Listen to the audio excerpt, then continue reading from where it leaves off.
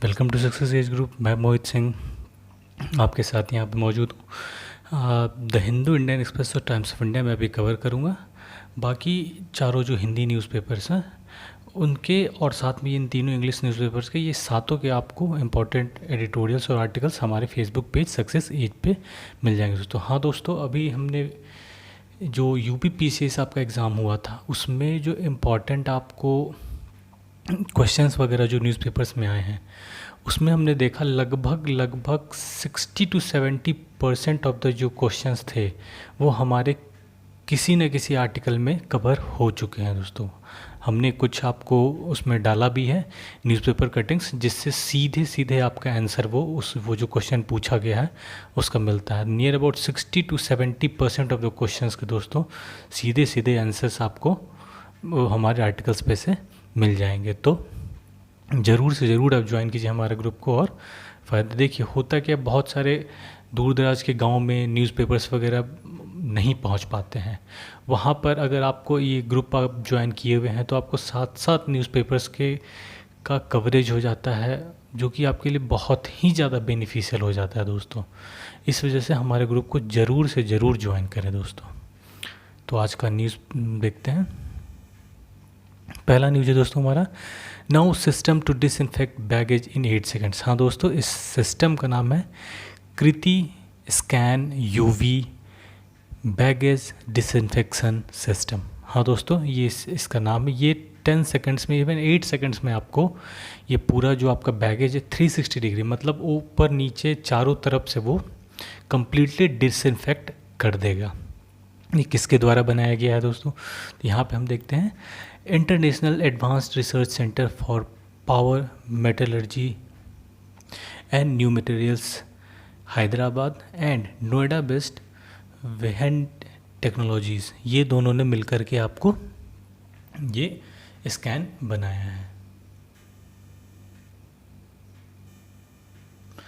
In signal to China navy holds drill off an Andaman Nicobar islands. हाँ दोस्तों, अब जा कर के हमने जो पॉलिसी अपनाई है चाइना को लेकर के, मतलब कंटेन करने की। अब तक हम पैसिफाई ही कर रहे थे, अब हमने कंटेन करने का एकदम ठान लिया है। इस वजह से ये कम्प्लीटली इंडिजिनस एक्सरसाइज, मतलब इसमें किसी की पार्टिसिपेशन नहीं हुई है। इसमें ये कम्प्लीटली हमने अपने नेवल माइट को शोकेस किया है अंडमान एंड निकोबार में।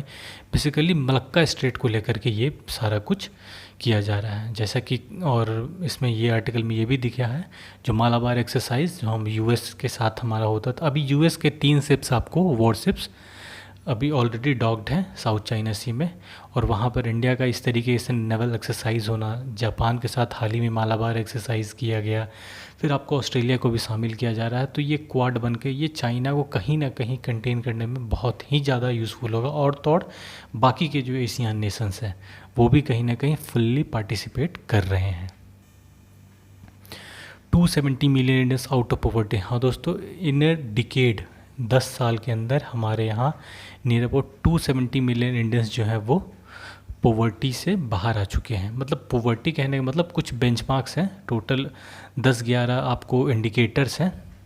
उस इंडिकेटर्स के बेसिस पे ही मेनली डिसाइड किया जाता है कि पॉवर्टी में आते हैं या नहीं। इसमें आपको मल्टी डायमेंशनली पुअर MDP, इसी के बारे में यहाँ पर आपको जिक्र किया गया है दोस्तों। तो इसमें जैसे बताया गया है, इंडिया के साथ साथ अर्मीनिया, निकारागुआ, नॉर्थ मैसिडोनिया, ये सब जो नेशंस हैं इन्होंने अपने MDP को यानी मल्टी डायमेंशनली पुअर जो इंडेक्स है उसको करीब करीब 50% तक कम कर दिया है।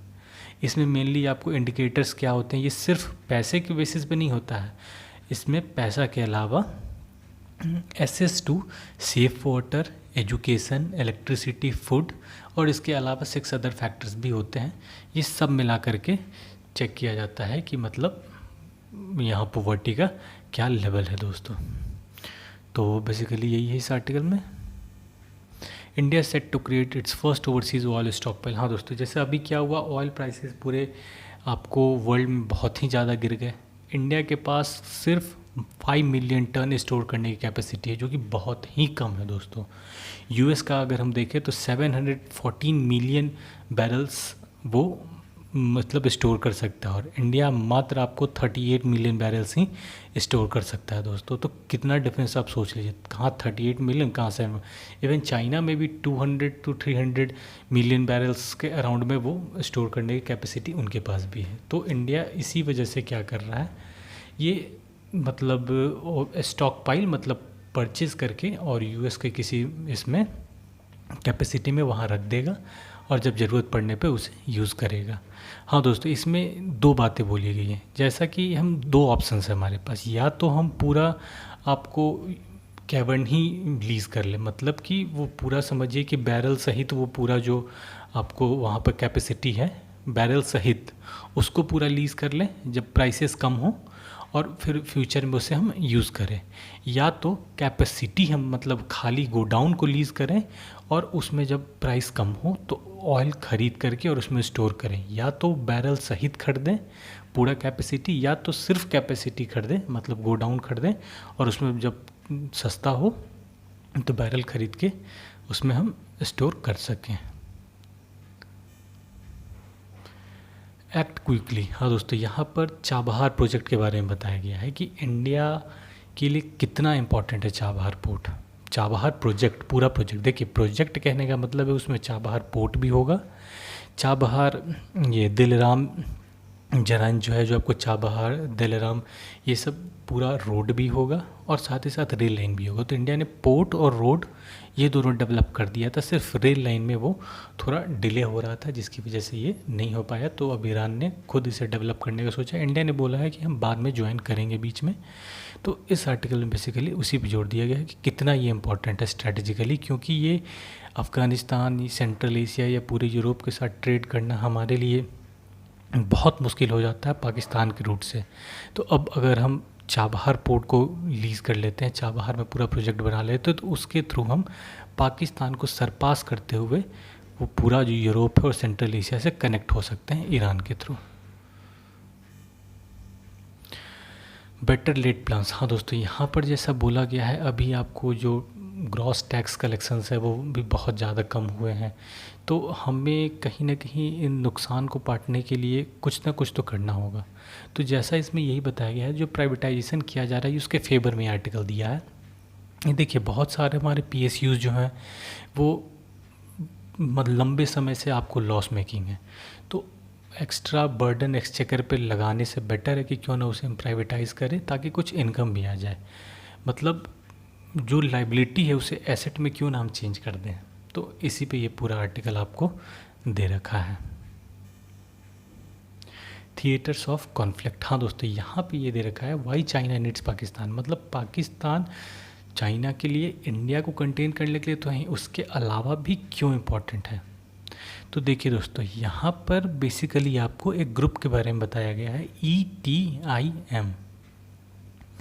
ये ग्रुप मेनली आपको ये आप जो यहाँ पर आपको उइगर जो मुस्लिम्स हैं उनसे मतलब उसमें जो टेरर ग्रुप्स हैं जिनको चाइना ने नाम दिया है ETIM। तो यही जो टेरर ग्रुप्स है जो पाकिस्तान के लिए कहीं ना कहीं ख़तरा बनते हैं, ये उनके बारे में बताया गया है कि ये किस तरीके से पाकिस्तान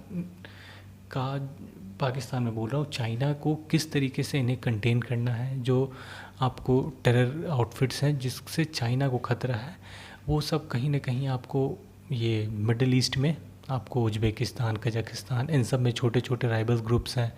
फिर आपको कहीं ना कहीं ये बलूच आर्मी में है कुछ आपको राइवल ग्रुप्स, फिर आपको अफ़गानिस्तान में कुछ राइवल ग्रुप्स हैं। इसी तरीके से छोटे छोटे इवन सीरिया वगैरह में भी छोटे छोटे राइवल ग्रुप्स हैं जो चाइना के लिए खतरे के निशान है। तो पाकिस्तान का यहाँ पे क्या है कि देखिए Pakistan being a Muslim nation और बीइंग एक तरीके से हम कह सकते हैं कि हिमायती है टेरर ग्रुप्स का, तो इसके जो प्रॉक्सीज़ हैं ये आपको इवन सीरिया में या फिर जो भी ये मिलिटेंट अफेक्टेड रीजन है इसमें बहुत स्ट्रॉन्ग है दोस्तों। पाकिस्तान का जो पैठ है उन सब मिलिटेंट अफेक्टेड एरियाज़ में बहुत स्ट्रॉन्ग है। तो कहीं ना कहीं चाइना हेल्प लेता है पाकिस्तान का उनसे कोऑर्डिनेट करने के लिए, तो इस वजह से भी इम्पॉर्टेंट है। यहाँ पे पाकिस्तान का नीड चाइना को नहीं, चाइना को पाकिस्तान का नीड है दोस्तों। यहाँ पे पाकिस्तान अपर हैंड में है, मतलब उनको इसे कंटेन करने के लिए उइगर रीजन्स को या फिर जो कजाकिस्तान या इन सब से जो रीजन्स इसने लिए थे उनको कंटेन करने के लिए इसे पाकिस्तान की ज़रूरत है दोस्तों, क्योंकि और तो और ये ग्वादर पोर्ट, इसका CPEC, ये सब जो है ये सब भी कहीं ना कहीं बिना पाकिस्तान के हेल्प के प्रोटेक्टेड नहीं है, क्योंकि ये मिलिटेंट ग्रुप्स हैं, इन पे किसी का कोई दबाव है नहीं। ये कभी भी आपको ग्वादर पोर्ट को टारगेट, आपको जो बलूच आर्मी है या फिर ये सब है, ये सब कहीं ना कहीं ग्वादर पोर्ट को भी टारगेट कर सकते हैं, उस पूरे रूट को, लाइन को टारगेट कर सकते हैं। तो कहीं ना कहीं इस तरीके से प्रॉक्सीज़ का गेम चलता है दोस्तों। At UN meet Modi calls for reformed multilateralism. हाँ दोस्तों, यहाँ पर UN मीट जो हुआ था आपको ECOSOC, ECOSOC, ECOSOC, एक तरीके से ये आपको UN का ही एक पार्ट है, एक बॉडी है। तो इसी में एनुअल मीट हुआ था, 75 ईयर्स हो गए हैं इस पूरे को UN के, तो उसी पे ये पूरा मीट हुआ था। इसमें यही बेसिकली बोला गया कि ठीक है, एक तो वर्ल्ड वॉर ख़त्म करने के लिए UN एक UN बन के तैयार हुआ। अब जो UN होगा वो कोविड-19 के बाद थोड़ा सा रिफॉर्म की ज़रूरत है इसमें, अब रिफॉर्म्ड UN आने की ज़रूरत है। यहाँ नीड ऑफ द आवर यही है कि जो पुराने तरीके से UN चलता आ रहा था वो उतना सक्सेसफुल नहीं रहा, उसके बाद भी कोल्ड वॉर्स और बहुत सारे वॉर्स वगैरह सब हुए, और कुछ कंट्रीज़ का मोनोपोली हो जाता है यहाँ पर, जिस तरीके से हम WHO में हमने देखा अभी। तो उसी पे पूरा है कि किस तरीके से इस पूरी चीज़ को चेंज करने की ज़रूरत है, एक रिफॉर्म्ड करने की ज़रूरत है। Maternal deaths rise in Chandigarh पर। हाँ दोस्तों, यहाँ पे जो MMR है, मैटरनल मॉर्टेलिटी रेशियो, ये मैटरनल मॉर्टेलिटी रेशियो इंडिया में किस तरीके से सारा वर्क कर रहा है, पहले ये जानिए मैटरनल मॉर्टेलिटी रेट है क्या दोस्तों। तो ये मतलब यहाँ पे कहा जा रहा है पर 1 लाख वुमेन, मतलब हर 1 लाख लाइव बर्थ पे कितने वुमेन का डेथ होता है, उसके बेसिस पे ये डिफाइंड मतलब डिसाइड किया जाता है। इवन हमारा सस्टेनेबल आपको डेवलपमेंट गोल SDG भी है कि हम 70 तक MMR कर दें, यानी 1 लाख बच्चों के जन्म होने पे 70 माह की मौत हो, उतने तक हम इसको लिमिट कर दें। क्योंकि अभी यहाँ इंडिया में आपको 113 के आसपास है फ़िलहाल, 16 to 18 के बीच में। तो वही है कि इसे किस तरीके से कम किया जाए। यहाँ पे दे रखा है कुछ स्टेट्स ने इम्प्रूवमेंट किया, कुछ देखिए बिहार ने इम्प्रूवमेंट किया, बट फिर भी वहाँ बहुत कम है, अभी 163 के राउंड में था, 149 आया। और यहाँ पे कुछ स्टेट जैसे आपको केरला, महाराष्ट्र, तमिलनाडु, यहाँ पर बहुत कम है आपको MMR। वहीं अगर हम असम का देखें, उत्तर प्रदेश का देखें, मध्य प्रदेश का देखें, तो यहाँ MMR आपको बहुत ज़्यादा मिलेगा। इवन असम का 211 के अराउंड में है, मतलब 200 से अबव है उसका। और आपको केरला में, इवन केरला में थोड़ा सा डिक्लाइन हुआ है, मतलब ये जो MMR है वो थोड़ा बड़ा है, 40 आई थिंक 42 से 43 हुआ है, बट फिर भी लोवेस्ट है यहाँ पे।